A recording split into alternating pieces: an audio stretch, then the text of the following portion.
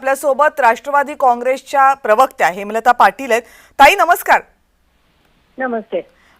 आज सकाळपासून याच्या संदर्भातल्या चर्चा तर माध्यमांमध्ये खूप सुरू आहेत की नवाब मलिक जर असतील राष्ट्रवादीमध्ये तर भाजप काही राष्ट्रवादी सोबत येणार नाही मुंबई महानगरपालिकेमध्ये, आणि राष्ट्रवादी काँग्रेसकडून ही प्रतिक्रिया दिली जाते की नवाब मलिक हे आमचे नेते आहेत।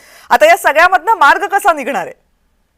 नाही, नवाब मलिक जसं आपण म्हटलं तसं नवाब मलिक हे आमचे ज्येष्ठ नेते आहेत आणि त्यांच्या नेतृत्वाखाली निवडणुका लढण्याचा मुंबई महापालिकेचा हा नेतृत्व हा आमच्या पक्षश्रेष्ठींचा आहे आणि त्या नेतृत्वाशी आम्ही त्या निर्णयाशी आम्ही बांधील आहोत।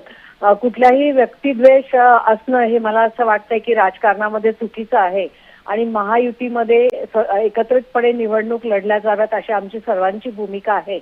तर जर असं हे व्यक्तिद्वेषाचं राजकारण मला असं वाटतं हे बरोबर नाहीये। याच्यावरती आता तिन्ही पक्षांचे ज्येष्ठ नेते एकत्र बसून निर्णय घेतील आणि त्यानंतर पुढची प्रक्रिया सुरू होईल असं मला वाटतं।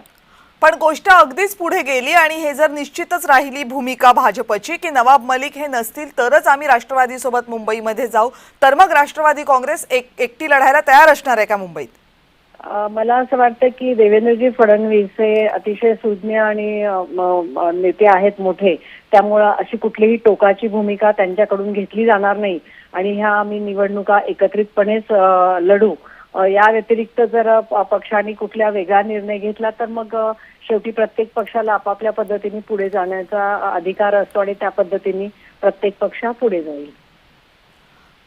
हेमलता ताई खूप खूप धन्यवाद तुम्ही दिलेल्या सगळ्या तुमच्या प्रतिक्रियेबद्दल।